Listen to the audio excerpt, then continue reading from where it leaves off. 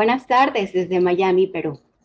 Mi nombre es Gabriela Gerón y soy la directora de Alianzas, Innovación y Comunicación de la Oficina de Asuntos Hemisféricos de la Universidad de Miami y parte del secretariado del Hemispheric University Consorcio, y estaré moderando esta actividad el día de hoy. Para la red de bibliotecas del Consorcio Hemisférico Universitario, es un gusto darles la bienvenida a los miembros del consorcio y a todas las personas que nos honran con su participación en este webinar que tiene por título ¿Cómo negociar la suscripción de colecciones digitales en ciencias de la salud? Experiencia de la Universidad Peruana Cayetano Heredia. El día de hoy nos acompaña el doctor Enrique Castañeda Saldaña, rector de la Universidad Peruana Cayetano Heredia. El doctor Castañeda se ha distinguido por su liderazgo y compromiso en la promoción de la investigación y la difusión de los nuevos conocimientos, habiendo sido fundador y presidente de la Sociedad Peruana de Cirugía Cardíaca, Torácica y Vascular. Ha tenido experiencia en la Dirección de Planificación, Gestión y Administración de la Facultad de Medicina y actualmente ha sido electo para ejercer el rectorado de la Universidad Peruana Cayetano Heredia en el periodo 2021 al 2026. Para este webinar contamos con traducción simultánea, por lo que les pedimos seleccionar el icono que está localizado en la parte inferior de Zoom. También, al final de la exposición, vamos a habilitar un espacio para atender las consultas y les pedimos que por favor nos envíen sus preguntas por medio del mando de preguntas y respuestas que tenemos disponibles en esta sesión de Zoom. Les vamos también a agradecer al terminar el webinar que nos completen la evaluación de esta actividad y les vamos a compartir un enlace y un código QR que les vamos a facilitar por medio del chat. Les estamos dando la más cordial bienvenida a todas las personas que nos acompañan de diferentes países, como Argentina, Canadá, Chile, Colombia, Costa Rica, Ecuador, México, Nicaragua, Perú, República Dominicana, Trinidad y Tobago y Estados Unidos. Muchas gracias por acompañarnos. Y bueno, a continuación damos inicio a este webinar. Le damos la bienvenida al doctor Enrique Castañeda Saldaña. Rector, adelante, por favor.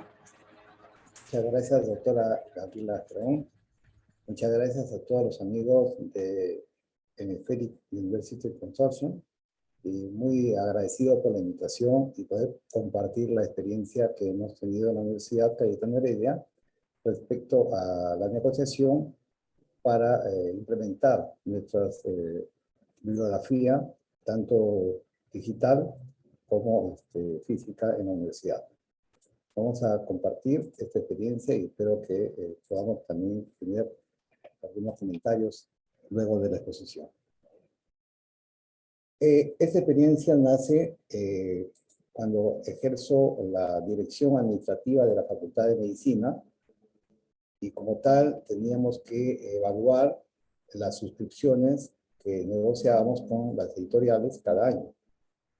Vamos a presentar un breve resumen de esta experiencia con los antecedentes, cómo nos encontrábamos antes de los cambios que logramos implementar, cómo evaluamos la estrategia de negociación, los criterios que tuvimos para evaluar los recursos de la información que eran necesarios para nuestros alumnos de pre y posgrado, esta experiencia que demostramos, y luego tener un resumen de lecciones aprendidas. Bien, informarles que la Universidad Peruana Cayetano Heredia es una universidad que hemos cumplido 60 años en el mes de septiembre. Es una universidad privada sin fines de lucro y que se inició con una escuela médica y una escuela de ciencias, pero que actualmente tenemos 8 facultades que incluyen psicología, educación, salud pública, veterinaria, además de las facultades iniciales de medicina y de ciencias, y ha ido aumentando en sus programas académicos. Tenemos 22 programas académicos de pregrado y además también programas de posgrado. Lo cual nos caracteriza porque contribuimos con un aporte significativo a la investigación científica en nuestro país y a nivel mundial.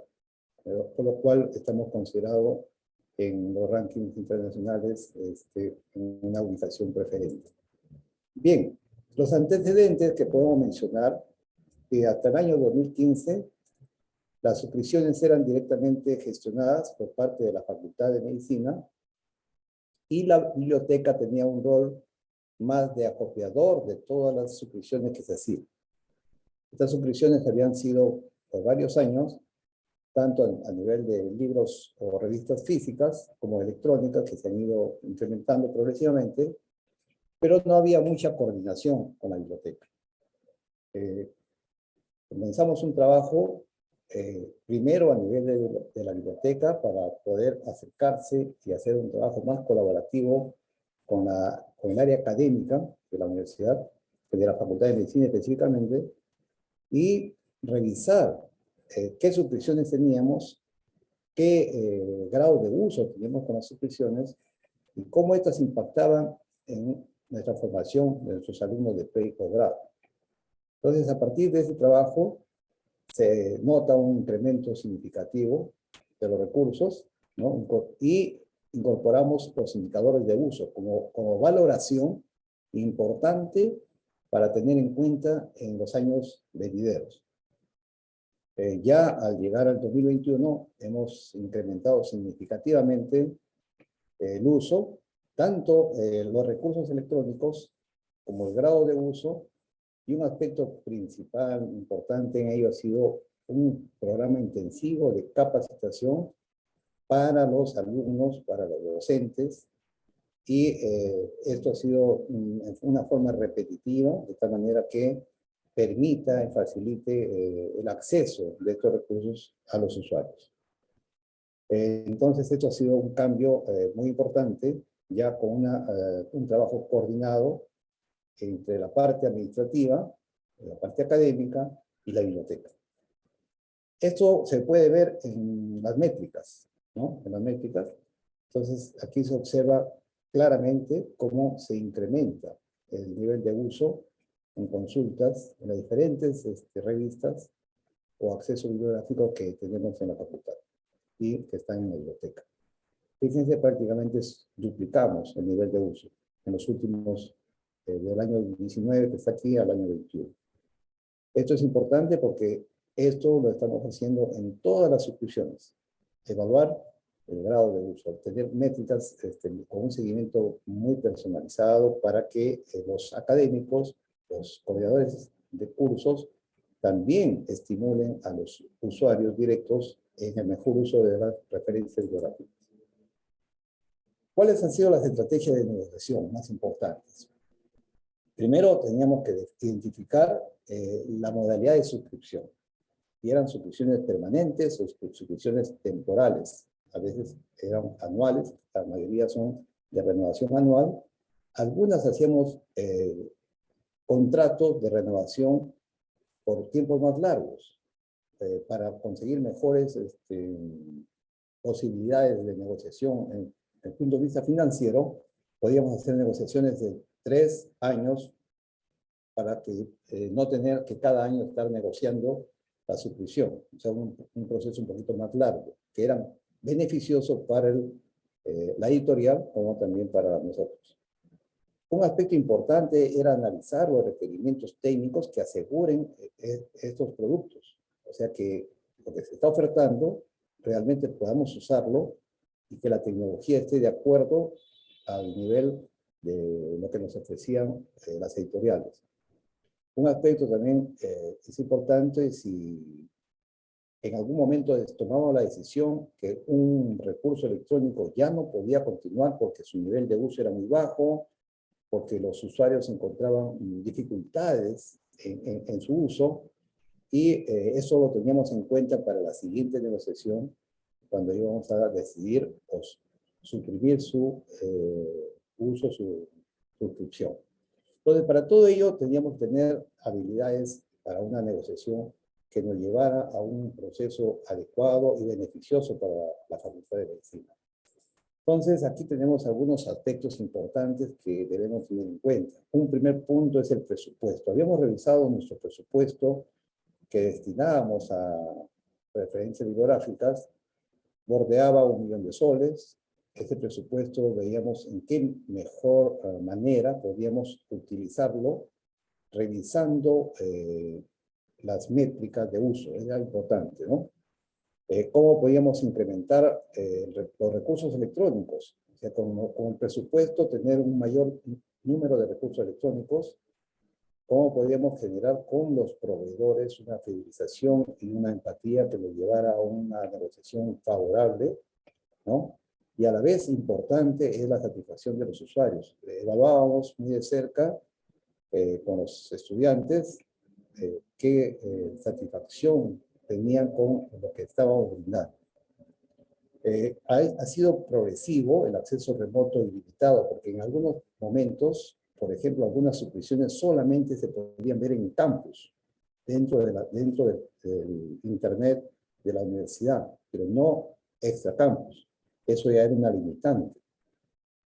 Y finalmente teníamos que ver si estos recursos estaban alineados con los estándares de licenciamiento. Ese es un aspecto muy importante. Cuando empezamos el licenciamiento de la carrera de medicina en el año 2019, una de las cosas que observamos y que lo trabajamos conjuntamente con la biblioteca fue compatibilizar los sílabos con los recursos electrónicos que teníamos en la biblioteca. Y nos dimos con grandes sorpresas que algunas áreas no estaban siendo cubiertas. O sea, no había el material de referencia en la biblioteca, sin embargo, podían estar siendo citados en los sílabos. O a la inversa, habían sílabos que tenían bibliografía muy antigua, que ya excedían el tiempo adecuado de acuerdo a la norma de licenciamiento, y sin embargo seguían siendo referenciadas. Entonces, todo ello tenía que mejorarse con los coordinadores académicos. Entonces, esta necesidad para poder tener una evaluación adecuada tiene que partir en un intercambio muy cercano con los docentes, sobre todo los coordinadores académicos de los cursos, de los capítulos y a nivel de los departamentos, ¿no? Que estén alineados el requerimiento bibliográfico de los sílabos. Con los estudiantes tuvimos una experiencia muy interesante.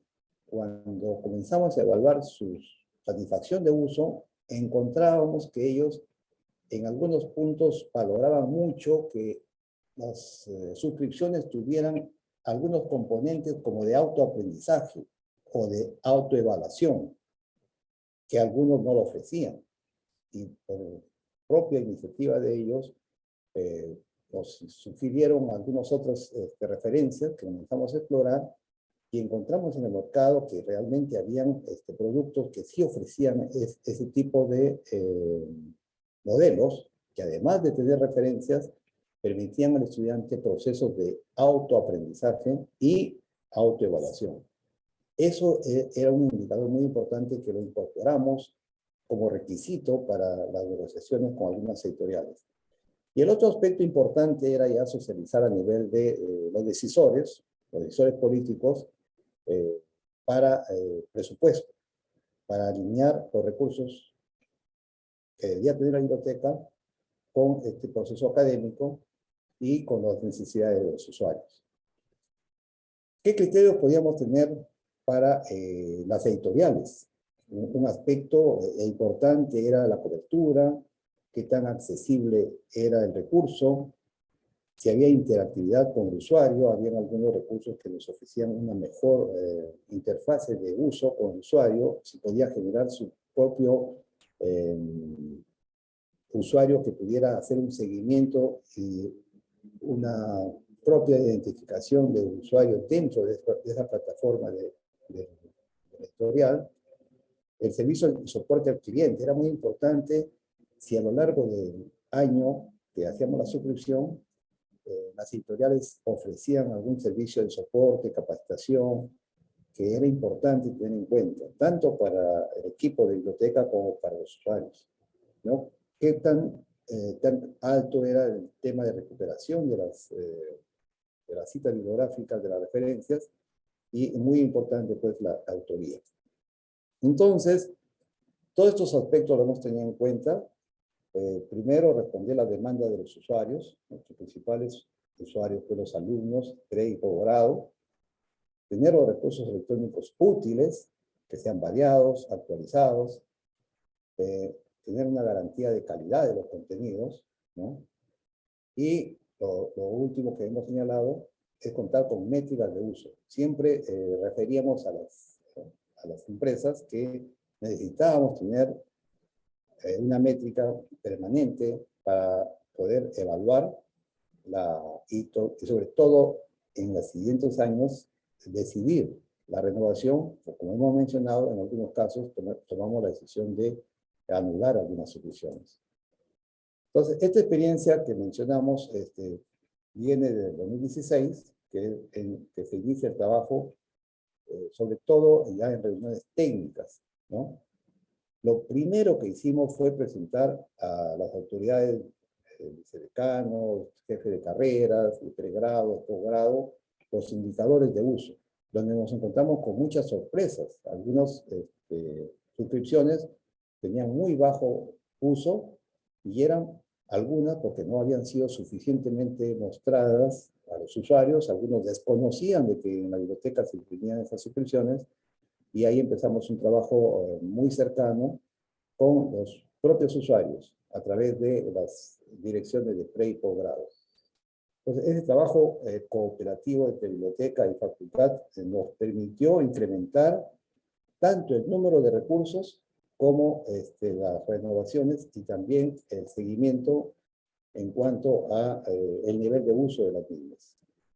Es importante aquí mencionar todas las fases que hemos seguido, ¿no?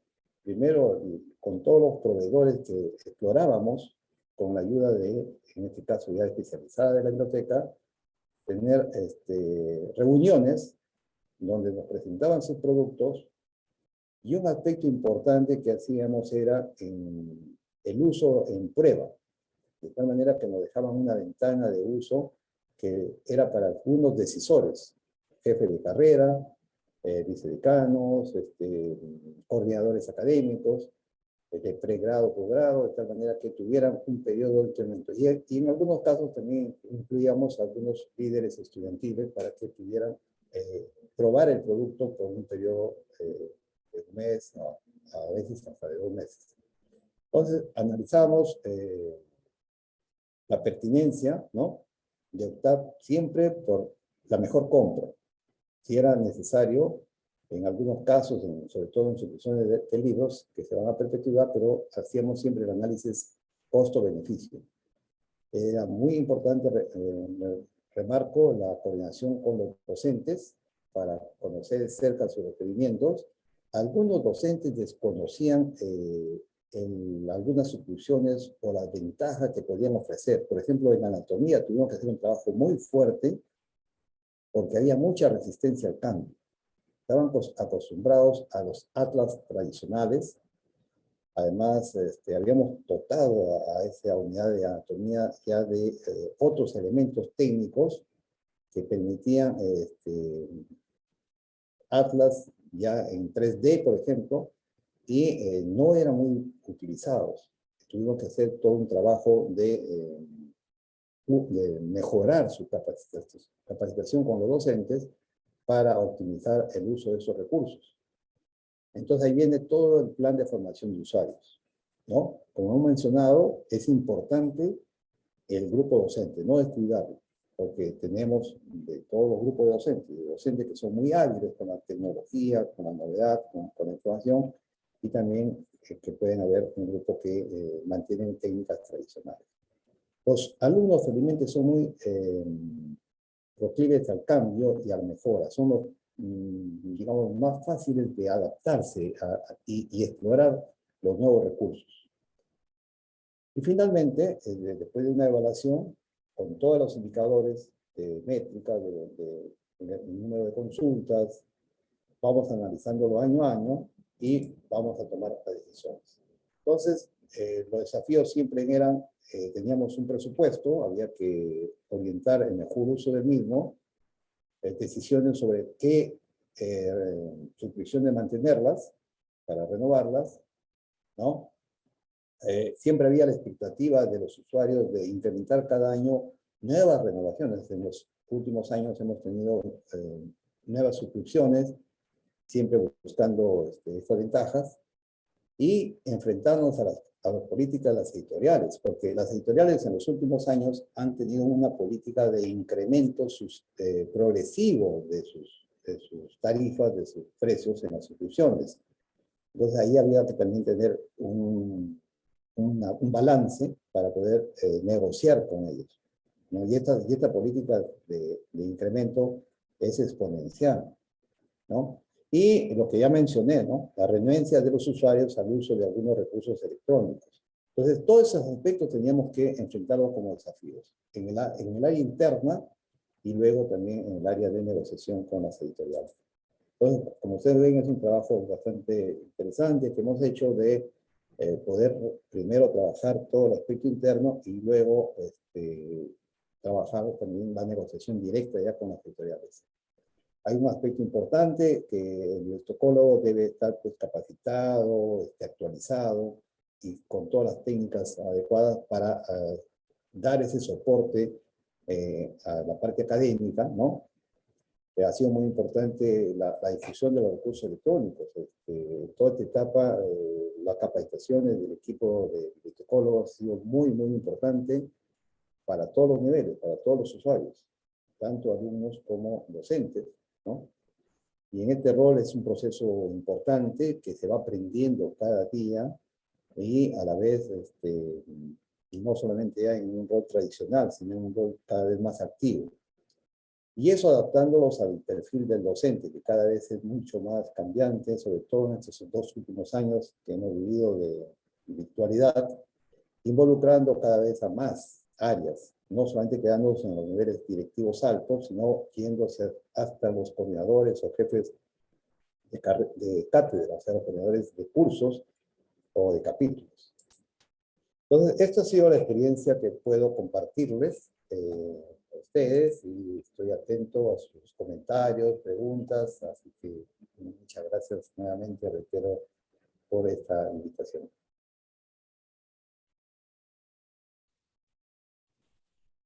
Muchísimas gracias, doctor Enrique Castañeda, rector. Es, por compartirnos tantas experiencias, es muy notable que hayan duplicado el nivel de uso en todas las inscripciones, todas las métricas que implementaron y el seguimiento personalizado. Además, lo que usted hablaba del trabajo colaborativo, todo es entre las bibliotecas, la facultad. Y una cosa que a mí en particular me llamó mucho la atención y que me gusta es el uso de prueba, ¿no? Cómo ustedes incluían a los líderes estudiantiles para optar por la mejor compra y definitivamente considerar a todos los grupos docentes, el hacer ese trabajo interno y ese trabajo también después con las editoriales. Muchísimas gracias por toda esta experiencia. Entonces, los invitamos, estamos ya recibiendo preguntas. Por favor, hay un botón de Q&A, que estamos aquí listos para recibir sus preguntas. Voy a iniciar con una, doctor, que nos está llegando de Olimpia Ochoa. Ella nos dice qué acciones concretas se tomaron para promocionar, sobre todo con los docentes, el uso de los recursos electrónicos.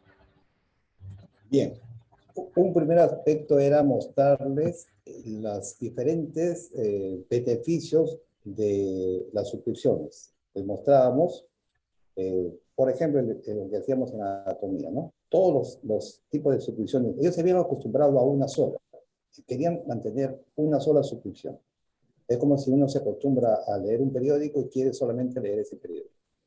Entonces, demostramos que habían otras opciones y que habían unas mejores y que los alumnos incluso los preferían, pero había una resistencia. Entonces, hicimos un primer taller y tuvimos una decepción muy grande porque ¿cuántos tuvimos en el taller?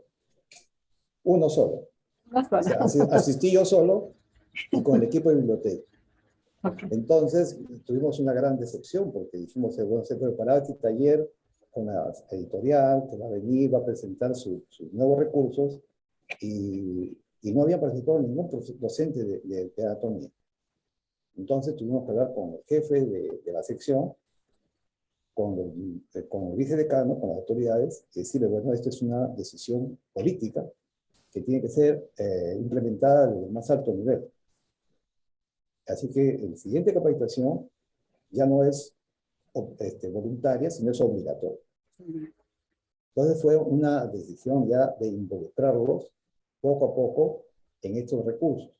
Como repito, era el grupo más resistente, era el más, como ejemplo es el grupo más resistente. Pero cuando comenzaron a notar las ventajas que tenían de mostrar las estructuras anatómicas en espacios de 3D que ellos no habían estado acostumbrados, entonces notaron esa ventaja y los alumnos, sobre todo, que rápidamente podían bajarlo a su celular.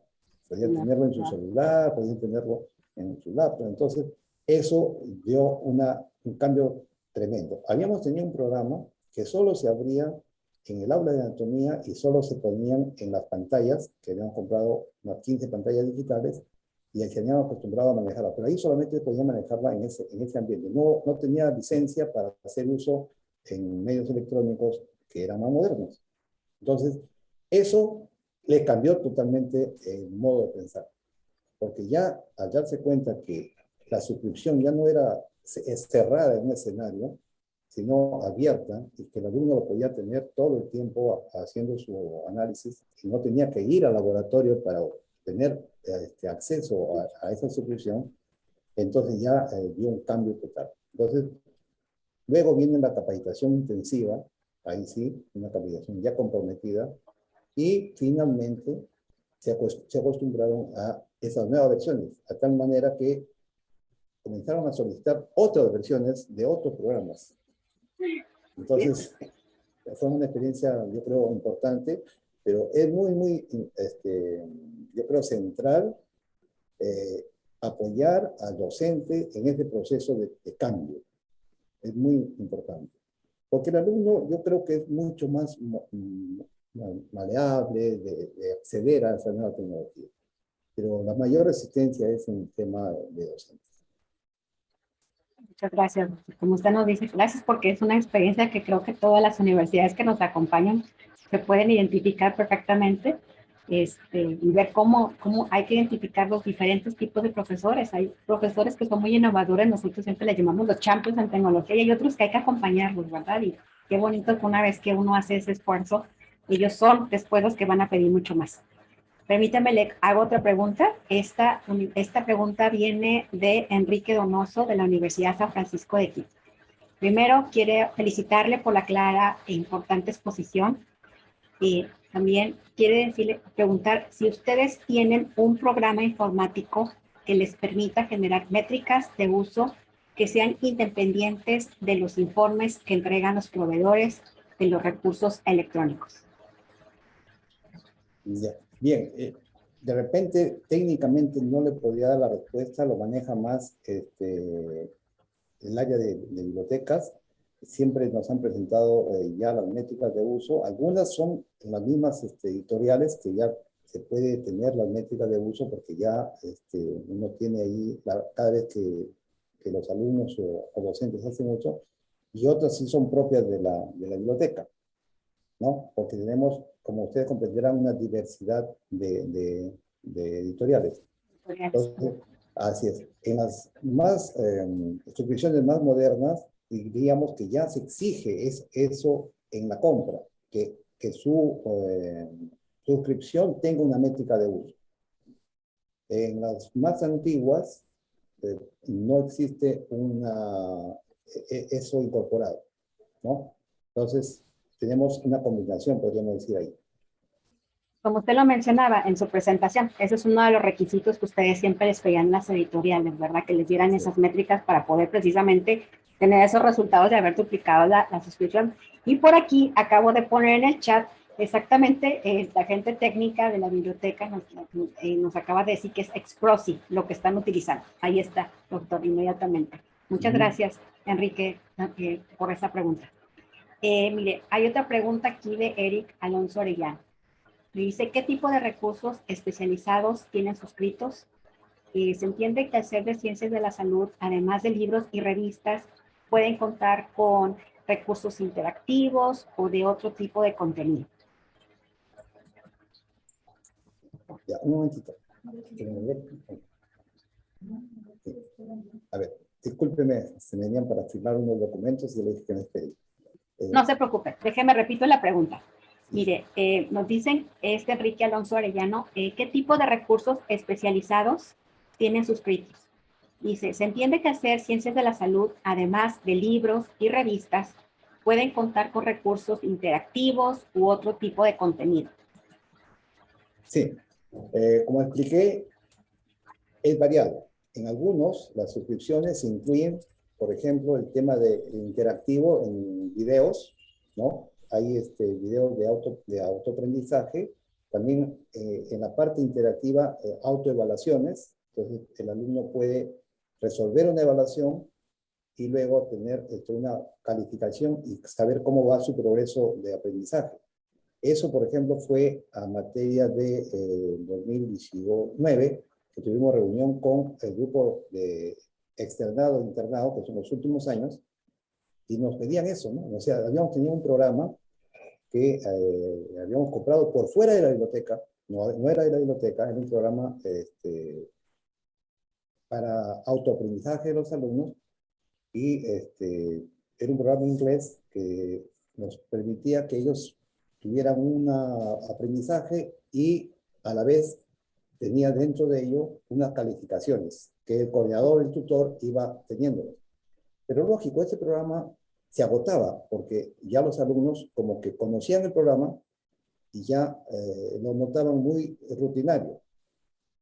Entonces, los propios alumnos reunidos en la parte académica y conmigo, con biblioteca, nos dijeron, tenemos experiencias de otros programas que tenían también ese sistema de autoaprendizaje y exploramos, por ejemplo, el Resident 360. Entonces, que venía por capítulos, medicina, pediatría, y que también mostraba autoaprendizaje.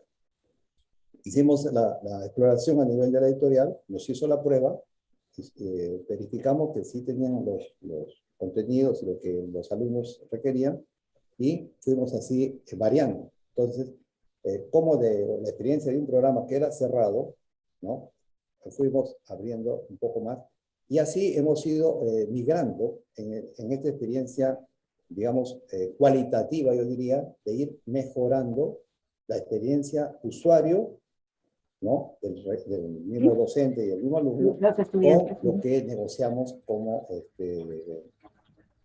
con las editoriales. Entonces, eso ha sido, por ejemplo, muy, muy interesante, ¿no? Porque cada vez exigen más ese tipo de interacción.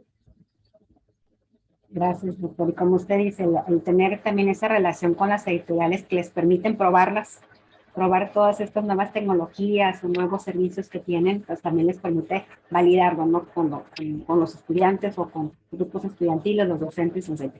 Tenemos muchas preguntas, muchísimas, estamos todos encantados aprendiendo. Permítame, voy a hacer otra pregunta. Tenemos aquí, esto es de la Universidad Pontificia Católica Madre Maestra de República Dominicana. Buenas tardes, es Víctor Manuel Lora, nos dice, por favor, nos puede compartir cuál es el modelo de negocio predominante en los libros electrónicos, suscripción o perpetuidad. Ya, tenemos, como mencionaba, algunos que son a perpetuidad, sobre todo en algunos libros, más es en libros o en colecciones. Entonces, ahí, son libros que pueden permanecer, no pierden vigencia, entonces los podemos adquirir a perpetuidad. Pero más en revistas, ahí sí entramos más en el tema de las negociaciones por suscripciones anualizadas, ¿no? En los otros grupos más podríamos optar por, habría que evaluar bien la amplitud del área de conocimiento que va a requerir la universidad en completo. Ahora, por ejemplo, tenemos una mayor apertura, porque también en la universidad tenemos educación, área de humanidades, entonces no solamente está circunscrito al área de la salud. Entonces ahí necesitamos también tener referencias que a veces es necesario tenerlas a perpetuidad. Muchas gracias. Doctor, otra pregunta de Juan Medina. ¿Cuál es su opinión de recursos acceso abierto? Recursos de acceso abierto. Sí, la opinión es que esto es la tendencia. Cada vez más valor y calificación están teniendo las revistas de acceso abierto. Ahí la única diferencia es que publica tiene que pagar por esa suscripción. O sea, la diferencia está en que ya no lo paga el usuario, sino lo paga el que publica. Entonces, por ejemplo, en el caso nuestro, tuvimos que disponer a partir del año 17 de fondos para apoyo de los investigadores que iban a publicar en esas revistas de acceso abierto. Entonces, puede estar en promedio de $3,000, pero va entre $1,000 a $3,000 por publicación. Entonces, hay que disponer también, si que la universidad apuesta, porque ese también es una apuesta por este tipo de publicaciones, disponer de otro fondo, que ya no está considerado en biblioteca, sino en el área de investigación. Entonces, en el área de investigación tenemos un fondo que apoya las publicaciones de nuestros docentes o alumnos en revistas de acceso abierto, y eso ya corresponde al fondo de promoción a la investigación, ¿no? Así como apoyamos también concursos de investigación de alumnos docentes con un fondo, también apoyamos las publicaciones de acceso abierto. Yo creo que eso va a ser la tendencia futura. La tendencia futura va a ser cada vez más acceso abierto. Open Education Resources, ¿verdad? Y bueno, muy pertinente creo que la pregunta. Muchísimas gracias. Tengo aquí otra pregunta, voy a empezar. La evaluación de los recursos digitales, como las bases de datos, son evaluados por los docentes. ¿Cuánto tiempo se tomaban para realizar estas evaluaciones y qué criterios medían para asegurar la suscripción de los recursos? Ya. Cuando nos daban esos periodos de evaluación antes de la compra, generalmente eran entre 1 mes a 2 meses. Nos pedían un número de usuarios para darles acceso con los jefes académicos, el vicedecano, el jefe de la carrera, seleccionábamos quiénes eran los usuarios que iban a hacer estas evaluaciones de acuerdo al contenido de la suscripción y se les daba acceso y luego se les pedía su opinión al término del periodo de prueba. Bueno, los criterios que tenían que ellos evaluar eran primero si estaban o no de acuerdo a sus contenidos que ellos tenían en sus programas académicos. En primer lugar sería coherencia y necesidad de adquisición.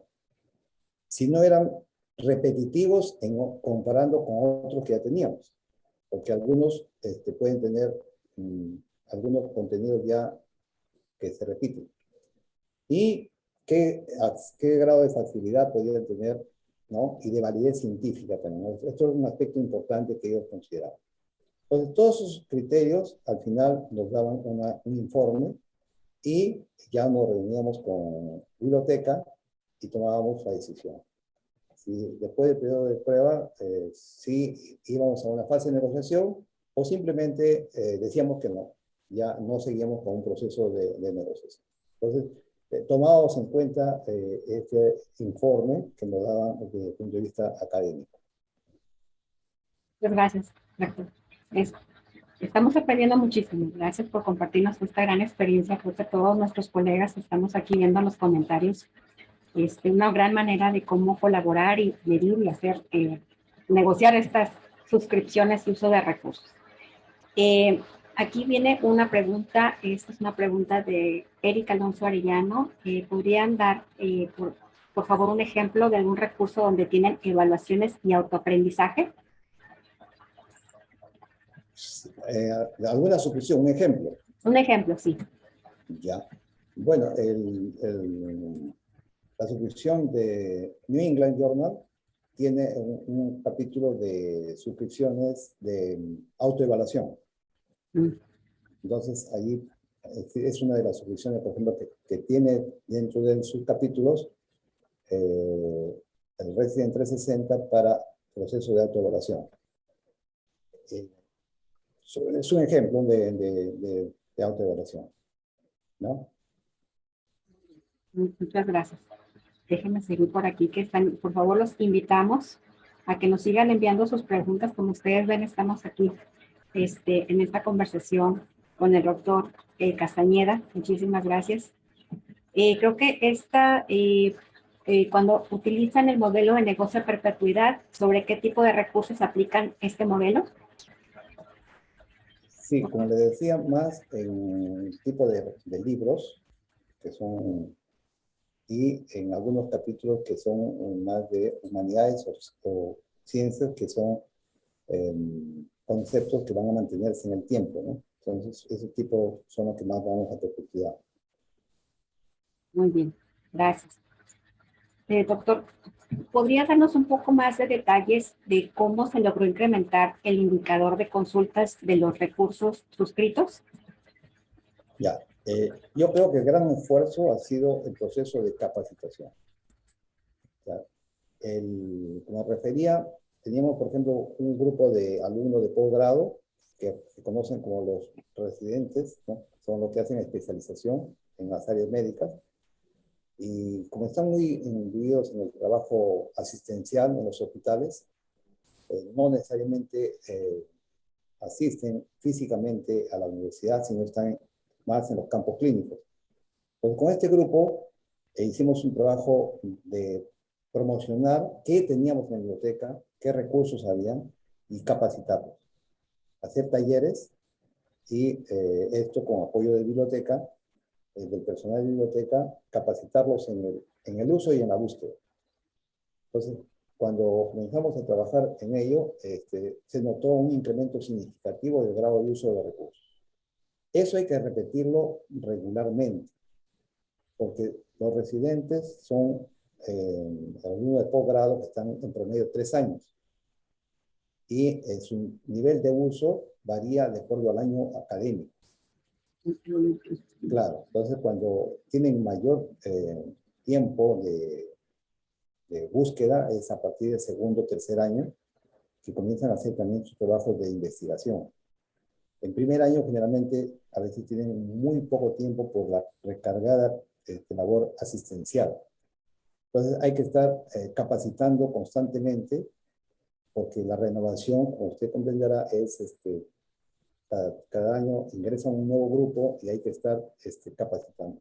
Eso es muy importante para mantener el nivel de uso. Yo creo que fundamental en toda sucursal es capacitar, tener un plan de capacitación. Y ahí es importante comprometer a la editorial para las capacitaciones iniciales. Las réplicas ya las puede hacer el personal de biblioteca. Entonces, la primera etapa es importante que el propio personal que conoce el producto con sus especialistas esté presente en las capacitaciones. Eso ha sido muy importante, porque así cualquier duda o pregunta de cómo poder hacer mejor uso de la suscripción se aclara y es ventajosa para el usuario. Porque yo creo que es fundamental la capacitación. Como usted menciona, esta relación que tiene con los editoriales y que vengan directamente ellos, los expertos, a hacer esta transferencia del conocimiento de la capacitación y arranque, creo que es uno de los grandes indicadores de éxito que ustedes han tenido. Muchas gracias por compartirnos esta gran experiencia. Y la siguiente pregunta viene muy relacionada a esta pregunta, ¿verdad?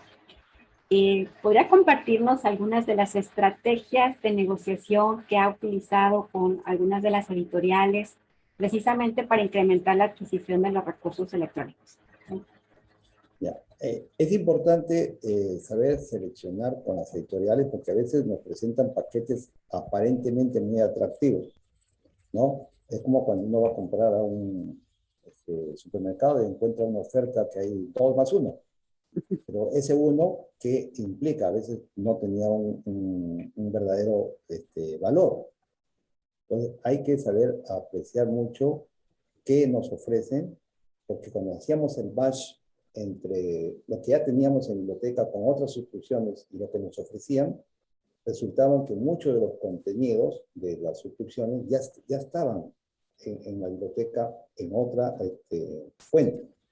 Entonces ahí teníamos que valorar muy bien si es que lo que nos ofrecían tenía un valor, tenía algo adicional, o era simplemente un pequeño paquetito que no representaba nada. Entonces eso es bien importante. Técnicamente, para eso es importante la participación de la biblioteca, para que haga ese match, esa búsqueda. Entonces, esa información, al momento de sentarse a negociar, es muy importante.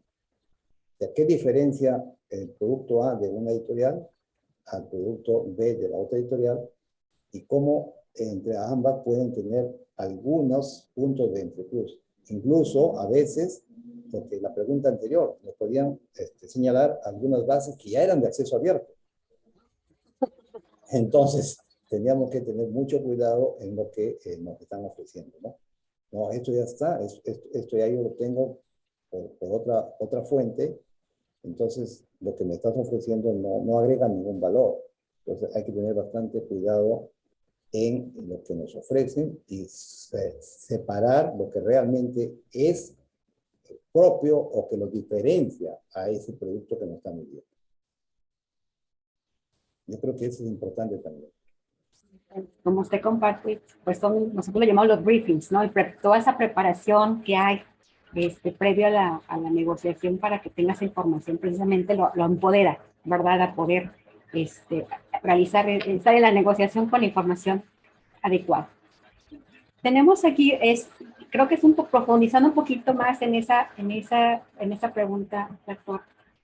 ¿Cuál es el rol que ha desempeñado el equipo de biblioteca? Nos acaba usted de comentar que ellos le preparaban este tipo de información, comparaciones, etcétera. ¿Qué otro rol, sobre todo aquí que nuestra audiencia son las bibliotecas de tantos países, qué nos puede compartir en ese aspecto? Yeah. Un punto que comenzamos a evaluar al inicio y que no se había hecho antes era comparar nuestros sílabos, nuestros programas académicos, con los contenidos que estaban en los sílabos, las referencias bibliográficas y lo que biblioteca tenía. Ese es un rol importante. Eso, por ejemplo, le encargamos que lo haga biblioteca.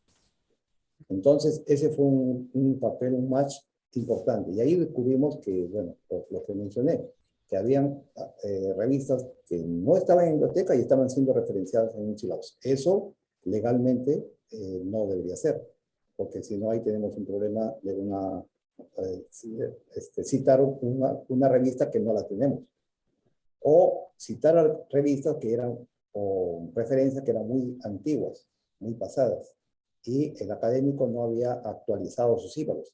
Pues ahí venía un feedback hacia el jefe académico para que actualice sus sílabos de acuerdo a lo que había en la biblioteca y no lo estaban explotando. Entonces, ese fue un trabajo muy, muy rico, muy valioso. Y eso fue a raíz del licenciamiento de la carrera. No lo habíamos hecho antes. Y eso nos permitió empoderar más a la biblioteca como rol entre lo académico, lo que debía hacer en el sílabus, y con lo que tiene en biblioteca. Ahora estamos trabajando una propuesta de sílabo electrónico que nos lleve a la referencia bibliográfica realmente lo que tenemos en biblioteca. De tal manera que al citarla, al hacer clic, lleve a la referencia. Entonces, eso nos va a facilitar. Eso lo estamos proponiendo desde el vicerrectorado académico. El rol que está teniendo allí el vicerrectorado académico en normar este proceso de sílabo electrónico va a ser muy importante. Como que va a limpiar ese proceso mecánico, manual que se podía haber hecho, ya sería un proceso automático, ¿no? Entonces ya no vas a poder referenciar o poner en tus sílabos algo que no esté en la biblioteca, ¿no? Y si tú lo necesitas y justificas, entonces ya viene el proceso de poder tenerlo en consideración para una próxima negociación. Pues ese rol yo creo que ha sido muy importante. No sé si hayan existido otras experiencias similares. Entonces, ese ha sido el segundo rol, yo creo que es cómo ir compatibilizando, ¿no?, la necesidad con la oferta que teníamos. Y ahí nos dimos cuenta que había necesidad de incrementar algunos títulos, algunas revistas o suscripciones que no las teníamos. Y hacer la búsqueda con las editoriales que nos podían dar esas diferencias que necesitábamos. Y acompañar a todo esto desde el inicio con métricas, siempre basado en data, ¿no? Compramos algo nuevo, ¿cuándo está usando? Tuvimos ocasión de, por ejemplo, un vademecum de farmacología que lo compramos en el año 17 y no había sido usado para nada, por ningún programa, ni farmacia, nada. Entonces, al año siguiente le dijimos a la editorial, muchas gracias, y no, este producto no va, y es basado en métricas, es basado en el grado de uso. Yo creo que ese es el rol que ha ido teniendo la biblioteca y que creo relevante que se comparta con todos, ¿no? Gracias. Gracias y gracias por compartirnos también todo esto nuevo que está pasando, la pertinencia de los sílabos y la tecnología. He escuchado la inteligencia artificial, ahorita vienen y uno suelta una inteligencia artificial y va y lee en todos lados dónde se están haciendo las referencias, dónde están esa información. Seguimos con algunas preguntas. Muchísimas gracias, doctor, que hemos extendido este momento de preguntas porque nos están llegando. Me dicen, Jorge Castillo Pimentel, si no tuviera que considerar el precio, porque el precio es muy importante, ¿cuáles serían las principales características o requerimientos que necesita para suscribir una base de datos? A ver, es difícil la pregunta porque, como les decía, las editoriales cada año están incrementando el precio y mucho del incremento tiene que ver también con el grado de uso o con los números de usuarios, ¿no? Entonces es una combinación un poco difícil porque, por un lado, estamos incrementando nuestros usuarios. Por ejemplo, antes nuestros usuarios en medicina hablábamos de una población que se consideraba solamente alumnos de pregrado, que estaban alrededor de 1.000 alumnos, pero si ya consideramos alumnos de posgrado, que se incrementaron también en el grado de uso, lo que les comenté, comenzamos a que los alumnos de especialización, los médicos que se están especializando, comiencen a usar, eso significó un gran uso y la editorial también comenzó a sacar su estadística. Y en la siguiente negociación nos dijo, bueno, ahora tus usuarios han pasado ya no de 1.000, sino ahora son 2.500. Entonces, eso significa un incremento de costo. ¿no? Para el bachiller de suscripción. Entonces ahí sí tuvimos que hacer esa negociación que mencionamos. Bueno, no vamos a triplicar el nivel de precio, pero podemos hacer algo un poco más intermedio y hacer suscripciones por 3 años y ahí logramos bajar el precio. Entonces, en lugar que te haga una suscripción anual, te voy a hacer una suscripción en 3 años. Entonces ya te garantizo un producto así. Entonces, pues, buscamos estrategias de cómo mitigar ese incremento de costo, ¿no? En las suscripciones. Pero sí, la pregunta es un poco difícil porque tenemos una de las suscripciones que es, como decir, la estrella, la que más se usa, pero también es la que más sube sus precios. Entonces, una de las estrategias que le dijimos fue, en Perú, ¿quién fue la primera universidad que lo usó? El Cayetano. Esa es otra estrategia para negociar. Porque si nosotros lo hemos Ustedes son la referencia, por y a supuesto. partir de nuestro uso y nuestro prestigio se ha ido extendiendo a otras universidades, incluso sector privado, entonces ten como referencia que ese proceso también te abrió un camino en el Perú y que ahora es de gran uso gracias a lo que nosotros iniciamos. Entonces, hay que buscar algunas estrategias comerciales de cómo también valorar el aporte que hemos tenido nosotros en este tema. Claro que sí, siempre la Universidad Peruana Cayetana se distingue por ser de las innovadoras en todos los aspectos. Doctor, voy a pasar a la última pregunta. De Enrique Alonso Arellano. Dice, al momento de empezar con la negociación y revisar el tema de las cuestiones técnicas para facilitar el acceso, ¿ustedes se deben adaptar a la tecnología que ofrece el proveedor o el proveedor se adapta a la tecnología con la que cuenta la universidad? No, yo diría que como no dan el acceso en uso para probarlo, inmediatamente ya la parte técnica lo ve con biblioteca y nosotros generalmente los usuarios finales o los que tienen que ver, muy poco ven ya las interfaces. Bueno, lo práctico es que al ingresar uno tenga pues facilidad de progresar en la referencia y continuarla sin interrupciones, ¿no? Entonces, no hemos visto ese problema técnico, no hemos visto. No hemos tenido que parar una negociación porque exista alguna dificultad La técnica. cuestión técnica. No, por esos aspectos no hemos tenido dificultades. Muy bien, muchas gracias, doctor. Han sido intensas las preguntas, han sido muchísimas gracias, estamos encantados, hemos aprendido muchísimo, me considero también que he aprendido muchísimo el día de hoy que en todas estas negociaciones exitosas, gracias por compartirnos su experiencia. Estamos en este momento, vamos a pedirles a la audiencia que por favor, vamos a poner en el chat en este momento un enlace hacia una de las encuestas que nosotros hacemos en esta serie de conversaciones de las bibliotecas. Queremos escuchar sobre ustedes, queremos escuchar los temas que son relevantes ahorita, como ustedes resultó, esta serie de conversaciones ha salido a partir de toda esta colaboración que tenemos en las diferentes universidades del consorcio. Además de esto, los vamos a invitar a que por favor nos sigan. Nosotros, esta es una serie de conversaciones, tenemos en el chat el website en inglés y en español, en donde estamos, esto es un programa en donde los directores de biblioteca, la red de bibliotecas del consorcio, ha diseñado precisamente para compartir estas experiencias como lo hemos hecho el día de hoy, y tenemos varios de los temas muy relevantes para todas las bibliotecas en el mundo.